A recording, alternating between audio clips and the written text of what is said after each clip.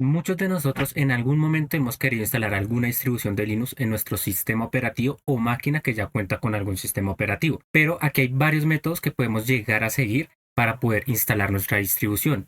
Entre métodos que son unos más complejos y otros que pueden ser muchos más sencillos. Si quieres saber cuáles métodos podemos llegar a utilizar y cuándo podemos llegar a usarlos, vamos al video.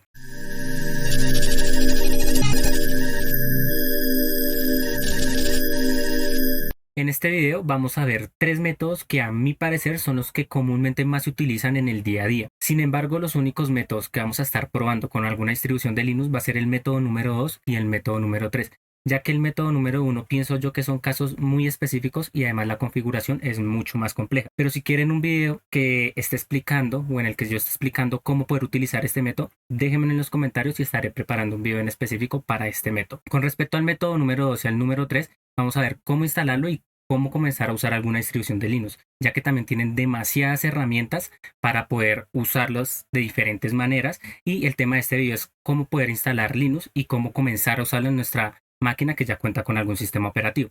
Así que vamos a ver los métodos. Bueno, en el método número 1 tendríamos nuestro sistema operativo, que en este caso sería Windows, y este estaría pues ejecutándose sobre nuestro hardware, que sería nuestra RAM, nuestro disco duro y nuestro procesador. Para poder instalar una distribución de Linux tenemos dos opciones para poder hacerlo. La primera opción es poder particionar el disco que tenemos con nuestro primer sistema operativo, y así para poder cambiar de un sistema operativo al otro tenemos que reiniciar la PC y pues cambiar de sistema operativo.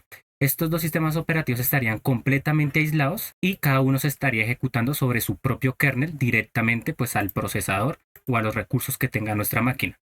La segunda opción es poder, en vez de particionar el disco duro, tener otro disco duro y poder instalar nuestro sistema operativo en este disco duro. Este podría ser mejor en caso de que si algún disco se llega a dañar por alguna causa, la información que está con nuestro otro sistema operativo no se estaría perdiendo. Entonces, ese sería el método número 1, así que vamos con el método número 2. Este método igualmente tiene pues su sistema operativo Windows que se ejecuta sobre su kernel para acceder a los recursos pues de la máquina que tenemos, pero aquí estaríamos utilizando algún software de terceros como VirtualBox o este otro que se llama MVWare para poder crear diferentes virtualizaciones o máquinas virtuales con diferentes sistemas operativos. Lo que nos permite este software es no simplemente crear sistemas operativos de Linux o distribuciones para Linux, sino que también podemos instalar alguna otra versión de Windows o otros sistemas operativos que pues ya nosotros queramos para hacer pruebas. Este software también nos permite asignarles recursos a estas máquinas virtuales como disco duro o RAM para poder ejecutarse. Entonces los podemos limitar, pero tenemos que tener en cuenta que este sistema operativo se ejecuta sobre el kernel de Windows. Entonces, pues tenemos el kernel de Windows que accede directamente a sus recursos. Al utilizar una máquina virtual, crea otro sistema operativo con otro kernel, pero que pasan por el kernel principal o por el sistema operativo principal que con su propio kernel para utilizar esos recursos. Esto pues es importante que lo tengamos en cuenta porque esto puede llevar a procesos de optimización en ciertos casos que pueden llegar a ser como más lentos.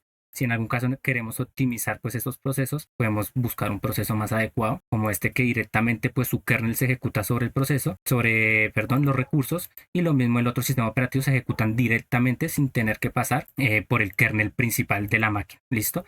Estos software de tercero normalmente utilizan un hipervisor que lo que nos permite es sobre el sistema operativo principal crear diferentes máquinas virtuales y poder aislarlas del sistema operativo principal. Entonces aquí utilizan hipervisor de tipo 2, también hay un hipervisor de tipo 1, pero que se utiliza comúnmente es en el método 1 para poder, acá le agregan una capa en este lado para poder crear varias máquinas con diferentes recursos, ¿listo? Entonces, para que lo tengan en cuenta, este sería el método número 2. Ahora vamos a ver el método número 3. Este método es uno de los métodos más sencillos, ya que no tienen mucha configuración, también con el método 2, que también es pues mucho más fácil de usarlo al instalar algún software de terceros, en comparación del método número 1, que tiene una configuración más compleja y necesitamos tocar mucho más la BIOS, sistema operativo, el disco duro y entre otros casos. Estos dos, el método número 2 y el método número 3 no requiere tanta configuración, entonces son muy sencillos de implementar. Este método tendría su sistema operativo que sería Windows para acceder pues a los recursos de su máquina, pero este tiene una herramienta, por decirlo, que se llama WSL2. Esta herramienta lo que nos permite es ejecutar alguna distribución de Linux. Aquí no podríamos instalar otro sistema operativo de Windows como lo puede ser en algún software de terceros o otro sistema operativo hasta donde tengo entendido, sino simplemente sería para poder instalar alguna distribución de Linux. Esta herramienta de WSL2 vamos a poder usar cualquier distribución como Ubuntu o Kali Linux, pero la diferencia de este método es que aquí los recursos se comparten. Entonces, dependiendo de los recursos que tengamos en nuestra máquina, Windows se encarga de asignarle ciertos recursos a esa máquina virtual que crea por detrás, pero ya no tendríamos tanto control como con el método número 2. Windows se encargaría como de administrar esos recursos y a medida que se dejen de utilizar esos recursos volverían al sistema operativo principal. También tenemos WSL1, pero si quieren investigar un poco más cuándo usar uno o cuándo usar el otro, aquí tenemos pues la documentación oficial que podemos echarle un vistazo. Como les había dicho anteriormente, tiene demasiadas herramientas que podemos ver cuándo usar WSL1, cuándo utilizar el WSL2, comparaciones, cómo poder asignarle más RAM también en caso de que la necesitemos, porque pues por defecto él asigna cierta RAM, pero si queremos asignarle más RAM podemos también pues mediante código asignarle un poco más, pero bueno, eso ya son herramientas que nos ofrecen, pero sí debemos de tener en cuenta que en este método tenemos menos control porque dependiendo del tipo de control que necesitemos o de los recursos que necesitemos o de el nivel de poder dividir estas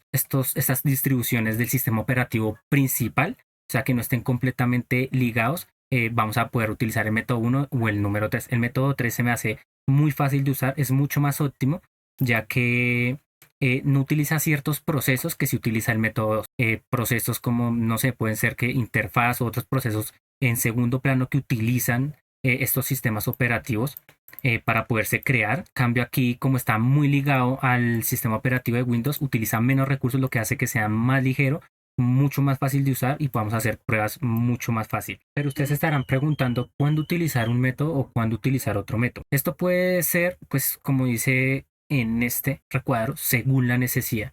Entonces, según lo que realmente necesitemos o queramos hacer, vamos a poder utilizar el método 1 o el método 2 o el método 3. El método 1 se considera normalmente para personas que se quieren especializar en áreas de IT y que realmente necesitan conocer cómo funciona todo este sistema operativo, cómo poder configurarlo, cómo poder acceder a él, manipularlo, entre otros muchos casos. Además de que pues quita el proceso de hipervisor, lo que hace que también sea pues mucho más rápido en ciertos procesos porque se ejecuta directamente en sus recursos, no tiene que pasar por este, bueno, proceso de hipervisor que pasa por el sistema operativo principal y de pronto hace que sea más lento, porque el hipervisor simplemente permite poder virtualizar la máquina principal para crear pues varias máquinas basadas en la primera máquina. Pero pues no sería como quitar el proceso de hipervisor, sino quitar como ese proceso de hipervisor tipo 2 que se ejecuta sobre el procesador, no, perdón, el sistema operativo principal.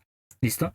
También que pues quieren conocer pues la configuración porque es mucho más compleja. Esto sería como una desventaja para unos, para otros no, para los que se quieren especializar pues en áreas que realmente se necesite saber toda esta configuración. Entonces aquí sería pues importante utilizar el método 1. Si realmente se quieren especializar y conocer mucho más sobre toda esta configuración, sería bueno utilizar este método. El método 2, también si quieren comenzar a conocer cómo funcionan estos sistemas operativos de Linux, y se quieren comenzar a meter un poco de pronto en el método número 1 para especializarse en áreas de IT, podrían comenzar con algún software de terceros que también da un buen nivel de aislamiento y da también como una simulación muy parecida a lo que sería el método número 1 y podrían comenzar a tocar ese lado.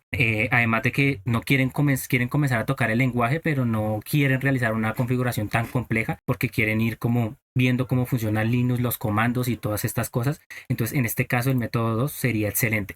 Además que tiene una mayor flexibilidad. Recordemos que en el método 1 tienen que estar reiniciando el equipo para pasar de un equipo a otro, mientras que en el método 2 pueden directamente en el sistema operativo habilitar su máquina virtual con el software que tengan de virtualización y eso les da mayor flexibilidad pues en esos casos. Entonces, pues si quieren aprender y comenzar a moverse para este lado, pero no tan estar metidos como en el método 1 que ya son como temas mucho más complejos, pues sería bueno utilizar el método número 2. El método número 3 sería para personas que de pronto quieren hacer pruebas, que no están muy interesados en especializarse, pero que sí necesitan de pronto tocar un poco el sistema operativo de Linux para despliegue de aplicaciones u otras cosas que necesiten hacer. Entonces pueden utilizar este método. También que no quieran tocar esos temas de configuración que es muy compleja, pero este método les da mucha más flexibilidad, ya que pues está muy integrado, muy ligado a lo que es el sistema operativo de Windows, y además es mucho más rápido. Entonces, si quieren de pronto también velocidad, deberían de evaluar qué método sería mejor.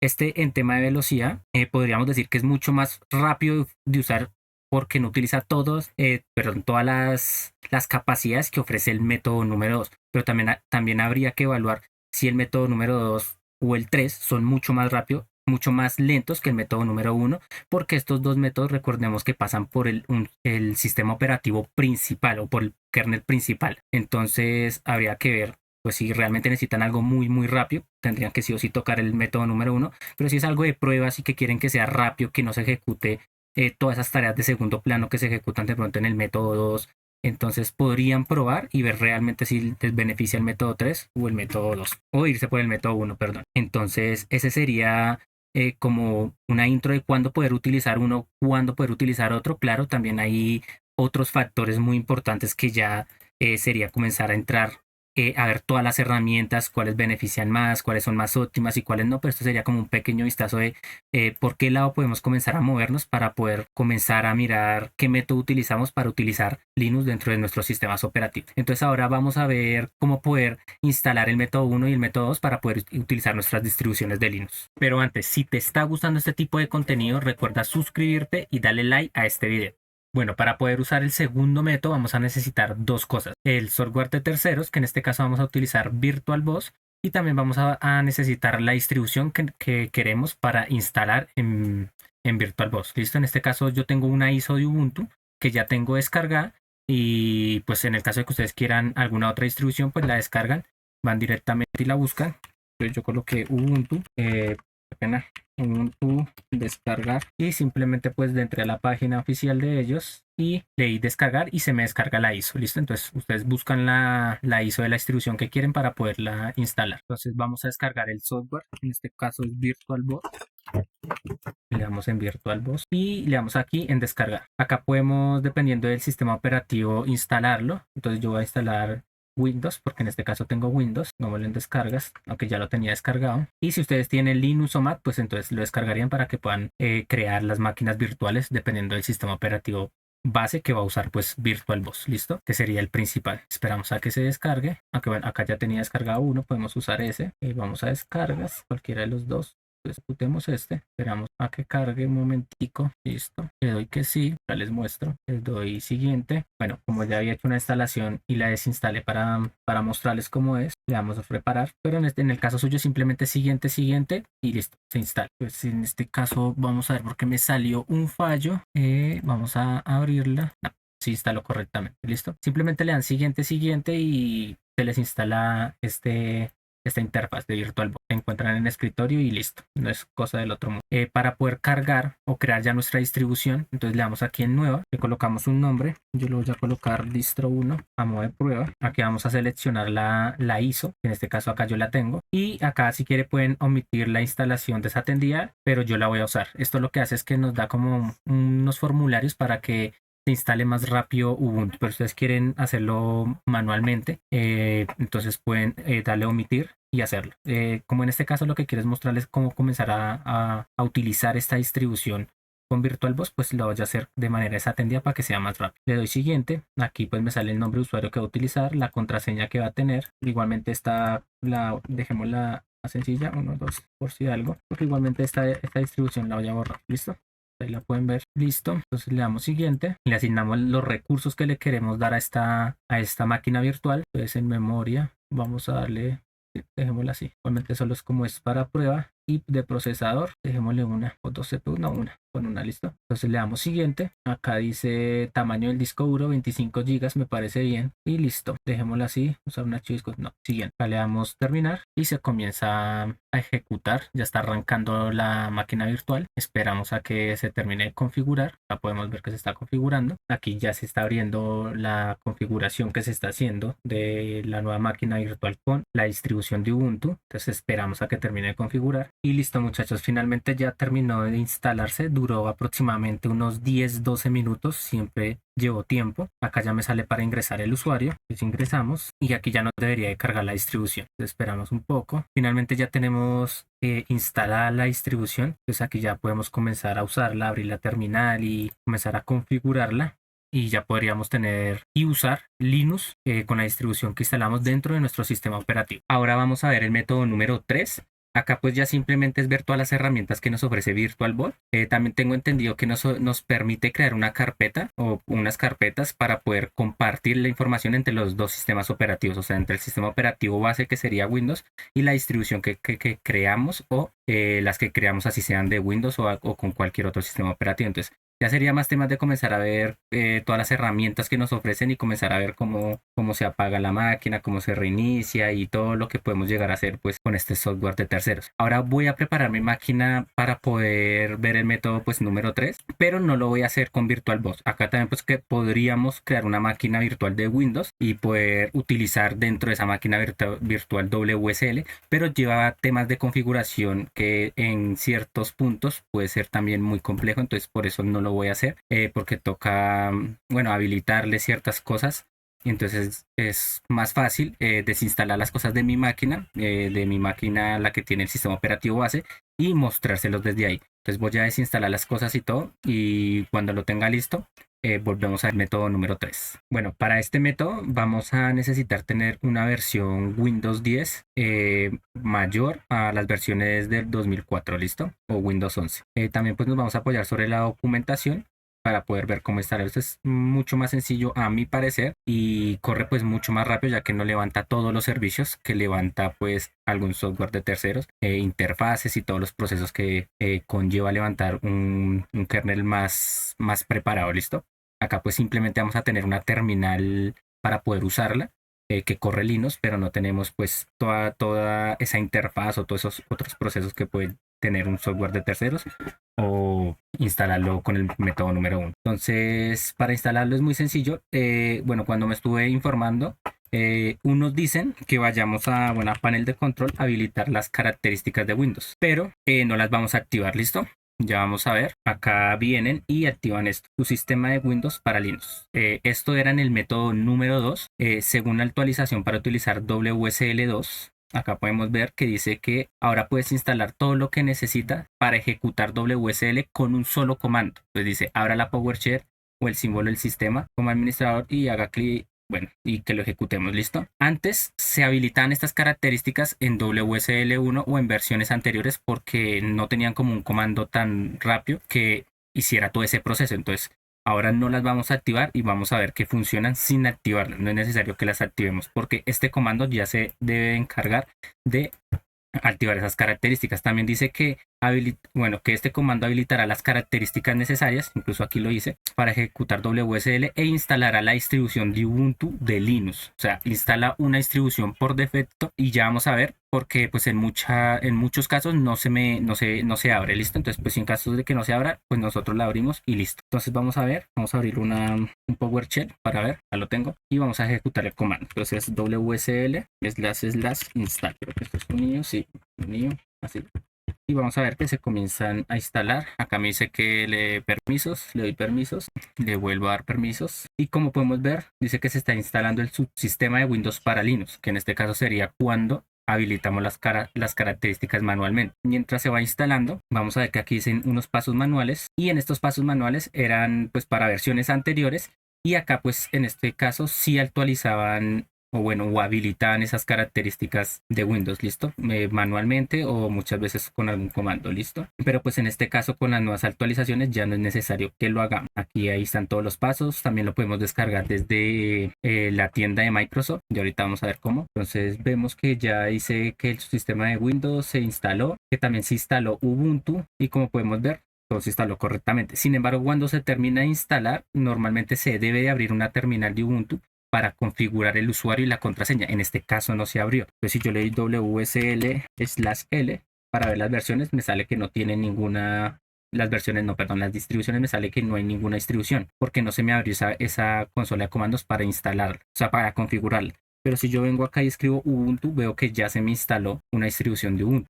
Y si la ejecuto, se me abre esto. Entonces, esperamos a que se configure. Aquí está como cargando ya. Y vemos que me pide un usuario. Pues en este caso yo lo voy a colocar así de prueba, una contraseña de prueba también. Recuerde que ustedes tanto en este método, en el método 3 como en el método 2, pueden crear su usuario y su contraseña correctamente. Yo estoy colocando contraseñas muy sencillas de prueba y usuarios también muy sencillos. Listo, incluso a veces dejo los que vienen por defecto, pero que ustedes pueden configurarlo. Entonces, bueno, que lo tengan en cuenta. Y aquí podemos ver que ya dice la operación se completó correctamente. Entonces ya acabamos de configurar la distribución, entonces ya nos debería de salir para poder ejecutar comandos. Y como podemos ver, ya tendríamos instalado una distribución de Ubuntu en nuestro sistema operativo de Windows. Es mucho más fácil, pero solo tendríamos la terminal. Cosas a tener en cuenta. Muchas veces cuando instalamos Linux o alguna distribución sale un error de actualización. Pues antes de que ejecuten Ubuntu, la que se descarga por defecto, o alguna otra que instalemos, que ya vamos a ver cómo se instala alguna otra. Si le sale algún error de actualización es porque tienen que actualizar el kernel de su máquina. Para actualizarlo, ejecutamos este comando de por acá. Pero que por acá lo tenía. Este comando ejecutamos antes de ejecutar la de Ubuntu o otra que tengamos instalada. Vamos a ejecutar este comando. Y esto lo que hace es actualizar el kernel para poder utilizar, bueno, o el kernel de Linux, el que va a utilizar. Y acá pues me dice que ya lo tengo yo instalado, pero para que tengan en cuenta que si les sale algún error de que tienen que actualizar el kernel, con este comando lo actualizan. O normalmente sería mejor y recomendable que antes apenas instalen WSL con WSL install, seguido ejecuten este comando de actualización y ahí sí abran la distribución de Ubuntu o la que vayan a instalar. Bueno, para poder ver más versiones bueno, más distribuciones, perdón, vamos a pegar, ejecutamos este comando WSL/list/online y acá podemos ver todas las distribuciones que podemos instalar. Entonces vamos a instalar otra. Para instalar otra es WSL/install y el nombre de la distribución, bueno, -d para que se cambie a esa distribución y el nombre de la distribución. Entonces en este caso es Ubuntu. Instalemos la 22/22.04. Instalemos esto. Entonces ahí esperamos a que se instale esa distribución. Aquí estaríamos ya teniendo dos distribuciones con diferentes versiones. Entonces para que lo tengan en cuenta, listo. Esperamos a que se instale. Como podemos ver, se instala mucho más rápido y acá ya está iniciando con esa versión y listo. Creamos también un usuario. Lo voy a colocar igual y una contraseña y la repetimos. Listo. Aquí dice que ya se completó y ahora vamos a ver las distribuciones que tenemos pues instaladas. Entonces esperamos a que cargue y para poder verlas es WSL/list, si no estoy mal, sí, /L. Vamos a ver, WSL no encuentra, bueno, perdón. Acá ya estamos en la terminal de la distribución que instalamos. Para poder verlas tenemos que ir a la PowerShell de Windows. En este caso ninguna, no tengo ninguna porque las dos se me abrieron ya con Ubuntu. Vamos a abrir una nueva acá, WSL/L. Como podemos ver, ya dice que, bueno, sigue usando un predeterminado, sigue usando Ubuntu, pero también tenemos Ubuntu, la otra versión, o sea, la otra distribución, 22.04. Para cambiar de una distribución a otra, es con este comando. Por acá lo tenemos, o bueno, para definir una distribución por defecto, mejor dicho, porque pues para usar una distribución a otra, una distribución u otra, qué pena, simplemente pues van Ubuntu y ejecutan pues la que tengan, la que quieran usar y ella se les abre la terminal porque ya está configurada. Pero si quieren establecer alguna por defecto, pues entonces ejecutan este comando. La verdad no lo he probado. Vamos a ver WSL y el nombre. Entonces en este caso queremos usar la segunda que utilizamos, Ubuntu 22.04. Vamos a ver si es verdad, WSL. Y sí, como podemos ver ya sale como predeterminada la otra distribución de Ubuntu y ya pues siempre que cuando queramos usarla la usamos y siempre va a cargar esta como por defecto. Pero igualmente si quieren utilizar la otra versión, pues ejecutan Ubuntu sin la versión y se les ejecutará esta, porque se abrirá la terminal de esa distribución. ¿Qué más podemos ver? Bueno, tenemos un comando que como WSL está muy ligado, por decirlo así. Abramos la distribución, cerremos estas y hablamos Ubuntu esta, la segunda que instalamos. ¿Listo? Ahora tenemos un comando, así como en el software de terceros podemos crear carpetas para poder compartir entre ellas. Aquí también hay un comando que nos permite poder acceder a los directorios de Windows, pero de Windows, o sea, de Linux podemos acceder a los directorios o carpetas de Windows, pero a los directorios de Linux desde Windows no podemos acceder, o hasta mi conocimiento y lo que leí en la documentación, no hay un método para eso. Habría que revisar la documentación más a profundo y si encuentran algo, pues me lo dejan en los comentarios para saber si se puede. Por el momento es para poder acceder de Linux o sea, acceder a las carpetas de Windows desde Linux. Entonces ese método es cd /mtmnt y ahí ya podríamos acceder. Entonces simplemente pues si queremos acceder al disco local C, pues cdc y ahí ya estaríamos accediendo a las carpetas de Windows. Si quiere pues vamos a hacer una prueba acá. Ya les muestro, denme un minuto. Acá tenemos el disco local C y podríamos entrar a ¿cuál entramos? A usuarios, sale users, listo, y deberían de salir estas tres carpetas para que vean que estamos accediendo desde la distribución de Linux a las carpetas de Windows. cd users, aunque creo que era con mayúscula, bueno, sí, ingresó. Y si acá hacemos ls, como podemos ver tenemos las carpetas que tenemos acá. Listo, tenemos pues acceso público, que sería esta, Jesucristo, y la de defectos. Ahí ya estaría podríamos acceder y podríamos ver. Si creamos una carpeta nueva, pues también debería salir. Por ejemplo, si le damos nueva carpeta, le damos permisos, que se llame prueba. Bueno, me quedó mal escrito, pero no importa, simplemente es para ver. Volvemos a hacer ls y ya me sale la carpeta prueba. ¿Listo? Entonces ahí estaríamos accediendo a las carpetas de Windows. ¿Qué otro comando podría ser interesante? Podríamos ver la versión que tenemos instalado de WSL. ¿Listo? Entonces para ver la versión, buscamos WSL. Aquí ya estamos pues en la terminal de Windows. -L, -V, me sale que saca, aunque yo creo que es, bueno, sí salió así. Habría que ver si solo con WSL -V debería de salir. Bueno, no sale tan bien, sale mejor con este comando porque lista como las distribuciones con su respectiva versión, o sea, con las que están utilizando. Pues acá estamos utilizando la versión 2 de WSL. Recuerden que también pueden utilizar la versión 1. Ya habría que entrar a revisar la documentación de cuándo utilizar la versión 1 o la versión 2. La versión 2 pues está mucho más mejorada, considero yo, es mucho más óptima, pero pues en ciertos casos se puede usar una, se puede usar otra dependiendo también del caso. Aquí hay algo de comparaciones en la documentación incluso, cuando dice cuándo utilizar una u otra. Vamos a ver, WS1, WS2, acá comparaciones, pues podemos ir, abrimos y acá pues tendríamos las comparaciones y hablan un poco de cuándo utilizar uno, cuándo utilizar otro. Y por qué pues utilizar WSL2, que pues es la última versión que salió y que está como mejorada. Listo. Entonces acá como podemos ver sale cuál está en ejecución. Estamos ejecutando la distribución 22.04 que instalamos y esta tiene la versión 2. Entonces acá podemos ver todas las versiones que hay y listo. Entonces ya vimos dos métodos. Podemos tener un software de terceros y el método 3 que también pues es con WSL2 pero que está más integrado y ya sería comenzar a usarlo según sus necesidades. La idea era que pudieran ver las formas que hay y cómo poder implementar algunas de estas para poder comenzar a hacer pruebas en caso de que necesiten usar Linux.